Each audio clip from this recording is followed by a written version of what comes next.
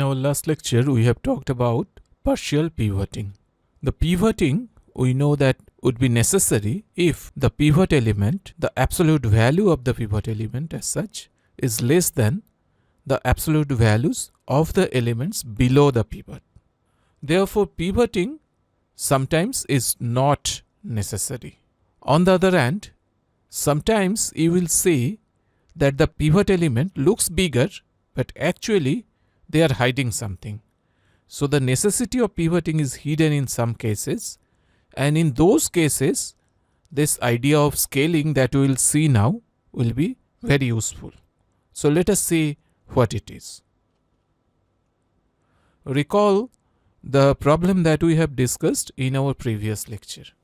We were talking about two equations, two unknown, Ax equal to b problem. Here the matrix A, coefficient matrix, is 3.0 multiplied by 10 raised to minus 4, 3.0 and 1, 1. And on the other side, we have the column vector B, that is 2.0001 and 1.0. The exact solution of this problem is, of course, x1 equals 1 by 3 and x2 equals 2 by 3. But if we want to solve this problem using Gaussian elimination, we have to start with the forward elimination, that is the row 2 we have to replace with the original row 2 plus certain factor multiplied by row 1.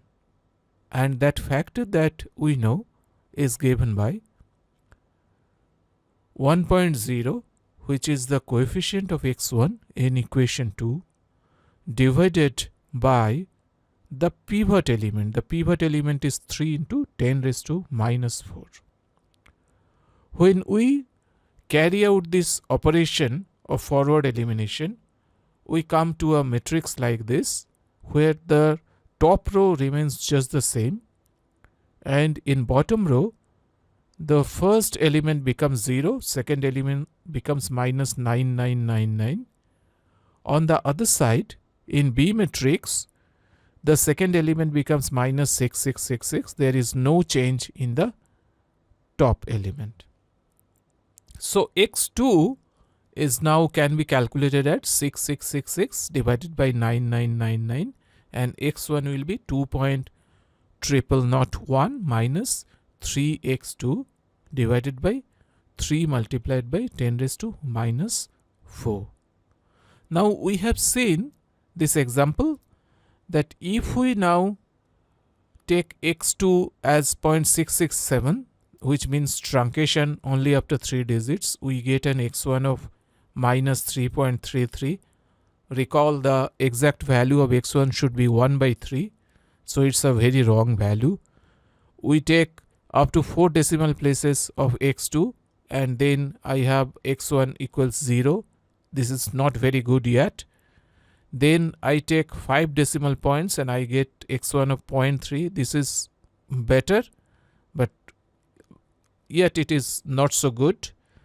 Then we take up to 6 decimal place, we get 0.33, up to 2 decimal place correct in x1. So this is not a very good idea to solve equations like this. And we identified that the problem is that we are having this small pivot and large round off. This large is questionable. How large is large? This large is with respect to the pivot. Here with respect to the pivot, the round off seems large even when I am taking the value of x2 correct up to 4 decimal places. And in such a case, this small pivot will enhance the error in my final solution, and that is where we require partial pivoting. And in partial pivoting, we rearrange the equation such that my pivot element will be the biggest one in terms of absolute value with respect to the other elements which are staying in that particular column. Now let's see this problem once again. Here you see this equation, which is very similar to my original equation. The only difference is that here the original equation is multiplied by 10 raised to 4. only the equation 1. Equation 2 remains same. Therefore, you understand that the solution that we are getting from this equation should not change, and as such you can check it out. The exact solution will be just the same. x1 equals 1 by 3 and x2 equal to 2 by 3. Now you see that the pivot element is not very small here. The pivot element is 3, which is pretty good. I mean, 3 is bigger than 1, right? So what we can do, we can move ahead without any partial pivoting. We can move ahead with our forward elimination. We know that our forward elimination is same, like row 2 will be the old row 2 plus certain factor multiplied by row 1. And now the factor is 1, that is the coefficient of x1 in equation 2 divided by the pivot element, which is 3. So you can see that the factor in the previous case, which was minus 1 by 3 into 10 raised to minus 4, now it is minus 1 by 3. Pivot is not small, so all should be good. Let us move ahead and see that how it goes. Let us use this forward elimination operation and see what happens. After the forward elimination, we get a matrix like this. Nothing happens to my top row as expected. In bottom row, the first element in the coefficient matrix is 0, which is also what we are expecting. And the second element is minus 9999 minus 6666, which is very similar to the previous case. So my x2 will be same as in the previous case, that is 6666 9999. What happens to x1 now? You see that my x1 is 2 minus 3x2 divided by 3, it multiplied by 10 raised to 4. If you compare the x1 over here, you see that it is the same x1 we are getting here. Here it was 3 multiplied by 10 raised to minus 4 at the bottom. Now 10 raised to minus 4 has gone up. Therefore, if we calculate in the same way, taking 3 decimal points or 4 decimal points of x2, we'll get the exactly same results, which means that we'll still have large error in our solution. The solution that we were getting in the previous problem will not change at all, because this is exactly the same x1 as previous. So we have a problem here. We see that pivot is not small here, unlike the previous case, but my solution is still sensitive hugely to the round of error. So what can we do about it? Certainly the partial pivoting algorithm, what we have discussed in our previous lecture, where we swap rows so that my pivot element in absolute value becomes larger or at least equal to the other elements in their absolute value, which are there in the same column. Now this sort of algorithm will fail now, because my pivot element is already large, so nothing will happen if I ran this particular solution through partial pivoting code. So what can I do now? This is a fit case where scaling actually helps. And what do we mean by scaling? Scaling means that the absolute maximum in each row should be 1. What does that mean? It means that in the second row you see that both the elements are 1. In first row, the maximum element is 3.0 into 10 raised to minus 4. We want to bring it down to 1, and then only we will compare the pivot elements. So how can we do so? Well, we can divide this 3 into 10 raised to minus 4 and 2.0001 into 10 raised to minus 4, all three of them. If we divide them by 3 into 10 raised to 4, then the maximum element in top row will be 1. What I mean is just like this. Here I have this 3.0 into 10 raised to minus 4. If I divide it by the same number, it becomes 1. Here I had 3. If I divide by 3.0 into 10 raised to 4, it becomes 10 raised to minus 4. And here I divide this 2.0001 into 10 raised to 4 by 3 into 10 raised to 4. So I get 0.6667. Nothing happens in equation 2 because equation 2, the maximum coefficient is already 1. My goal is to make the maximum coefficient in a row to be 1. So now we are good to go. Now if we look at this matrix, we can see that the top row is actually having a pivot of 10 raised to minus 4, which is small compared to 1.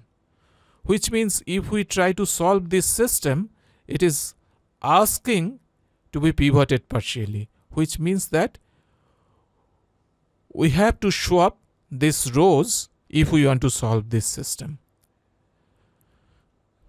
After this, of course, once we swap the rows, we know that we have done this in previous example, and we know that it would be no problem here.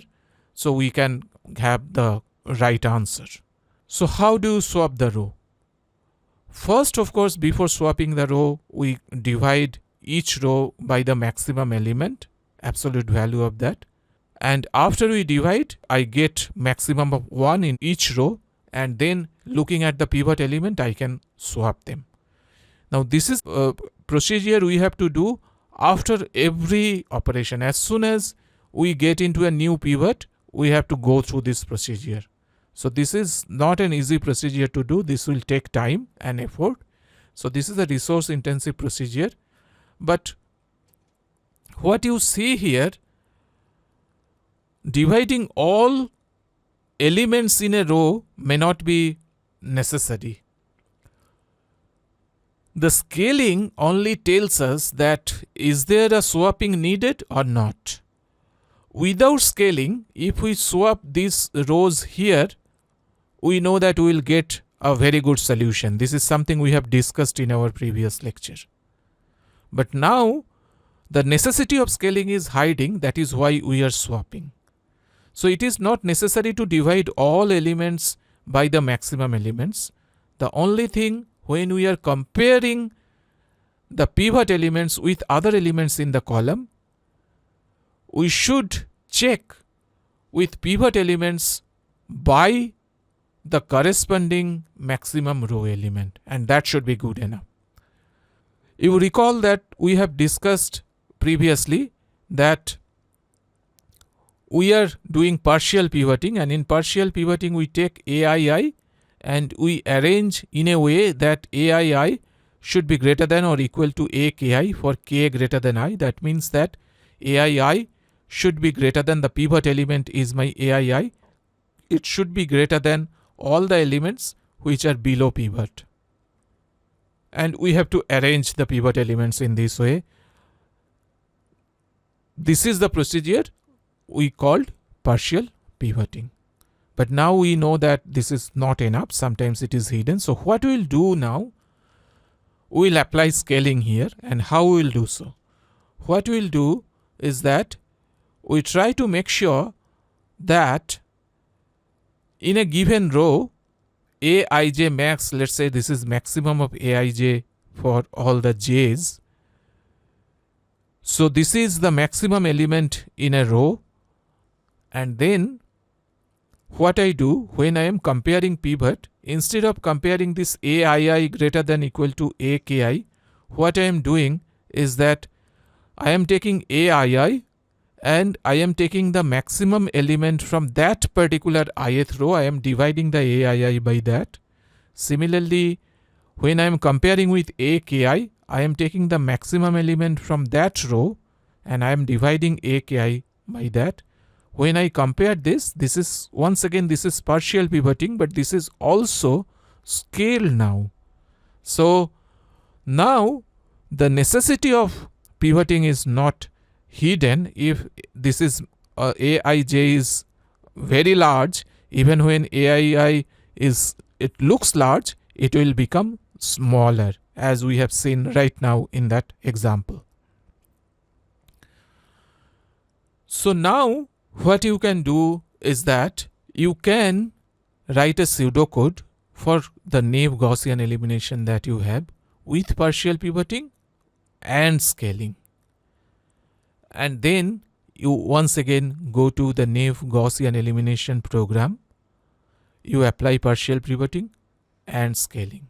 Now that our Gaussian elimination program is becoming very complex step by step, so some of the libraries that you can use without doing element by element calculation, you now use libraries for vector operations. So vector by vector operation you can do. If you wish, you can do so, but do not go for matrix by matrix operation. Do not use any operation directly on matrix from the library. So with direct operation you can use simply Gaussian elimination is b by a, x equal to b by a you can write. Don't do that, then the entire purpose will be defeated. But you simplify now with vector operations. You can take it from library, and this is how we are going to use libraries in this course. More and more complex problem when arrive, then we will take some element from the library. This is how we will learn the library, and we will learn the primitive computer programming as well. So that's all for this lecture. Thank you very much, and I'll see you in next class.